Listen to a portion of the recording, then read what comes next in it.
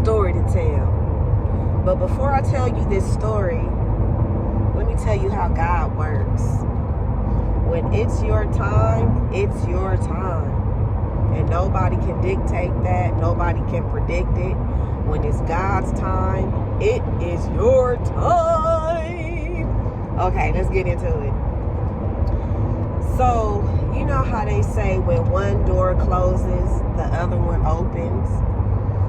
And that's what I'm going to tell with this story. So, when I was in the salon suite, this was about 10 years ago.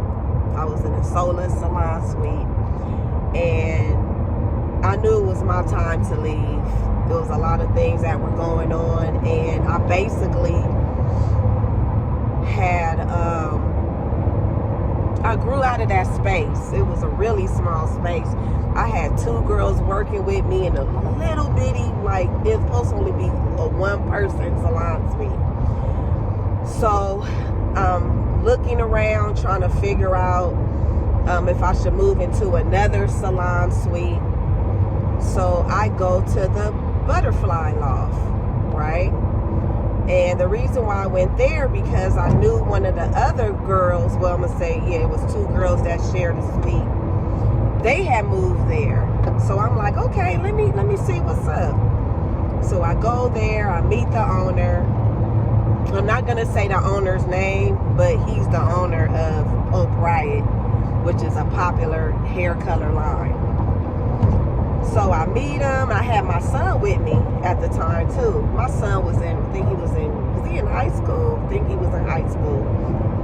So my son went with me and he showed me the salon space, told me how much it was. So I'm like, okay, really good meeting. So I said, okay, well, I said, me and my son, we hungry. We're going to go grab something to eat and I'll come back.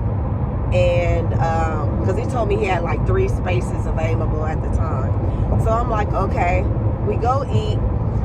But in the pit of my stomach, I was unsure. I really was unsure about moving in there. I didn't like that it was 2 stories up. I don't know. It was just something about it that I was in the pit of my stomach. I wasn't feeling it.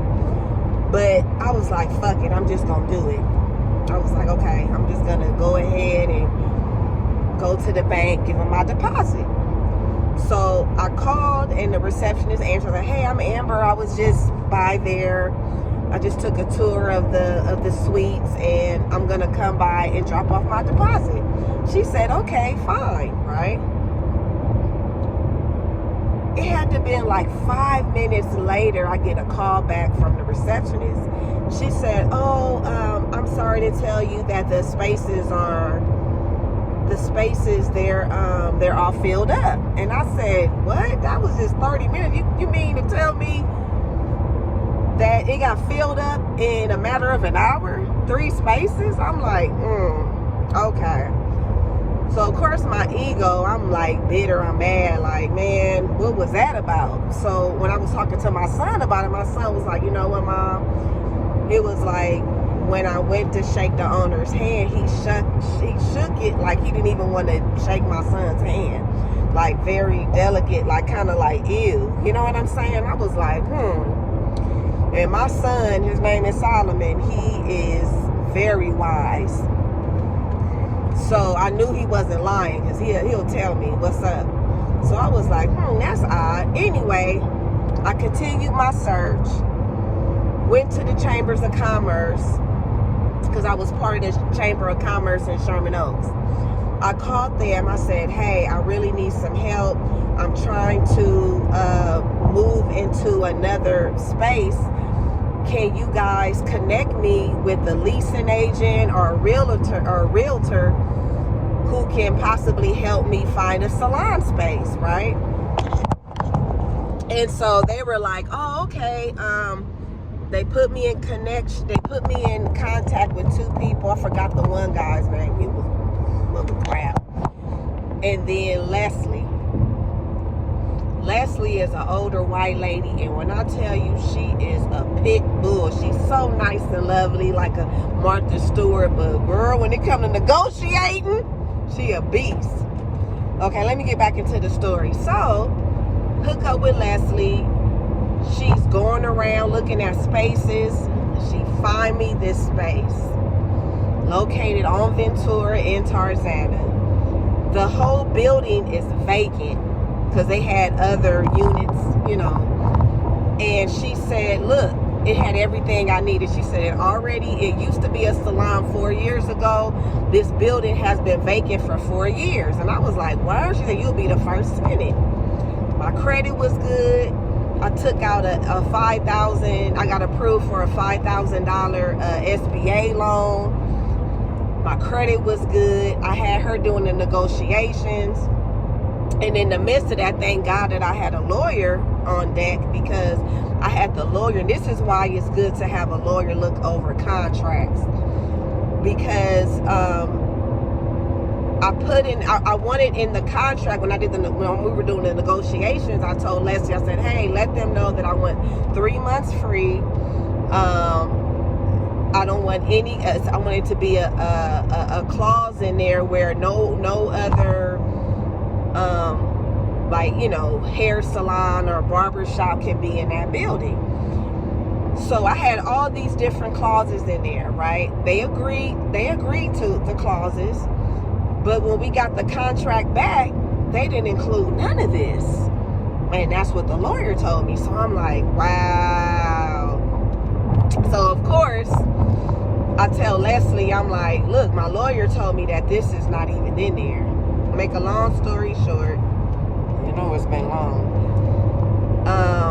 They went ahead, they made the adjustments in the contract, and I moved into that salon space, grew my business immensely. And the crazy part that I left out was that when I was going through the whole process of getting this space, I have two good friends. It's Doc and Monique. Monique, I went to school with her in junior high school. And she had just moved into a space. And she the one that told me about inserting all these different clauses. She was like, yeah, they've been vacant. You the first one there. Yeah, you can get this, that, and the third. And I was like, oh, I didn't even know that, you know. And then I spoke with Doc, and I said, Doc, should I go ahead and take this space? Mind you, I was only a block away from Doc's barbershop, him and his brother, DK Barbershop. I was only a block down from them. He was like, man, Amber, you got this, man. It's your time. He said, I'm going to give you a little bit of advice. He said, when you move into this space, don't do no grand renovations and try to upgrade everything. He said, just get the very basic and make sure that your salon is clean.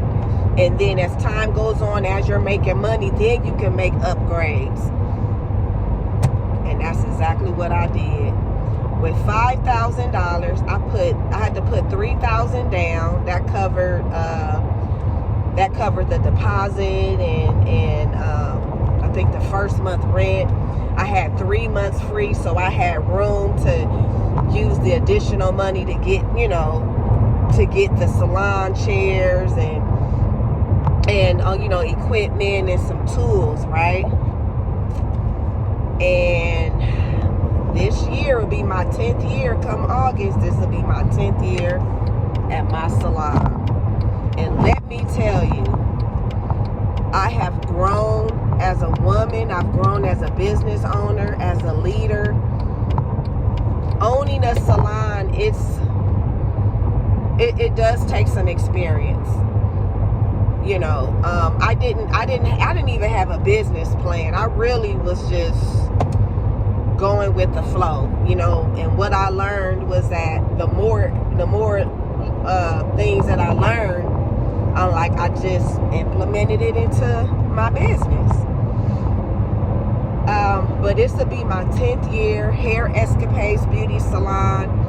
And the reason why I wanted to tell this story is that at first I was mad and bitter at the owner at Butterfly Loft. He's also the owner of Pope Riot. I was really mad at first But at the end of the day, as years pass, I want to thank that man for turning me down, because God has something better behind door number 2. So, peace out, you guys. Peace and blessings. And I also want to go out with this. When you get turned down or rejected, take it as a blessing and take it as a learning lesson. And look at yourself and say, okay, let me just keep going. How about if I would have gave up? You know what I mean? I could have just given up, but I didn't. And I didn't even know what God had in store for me. But here we are today.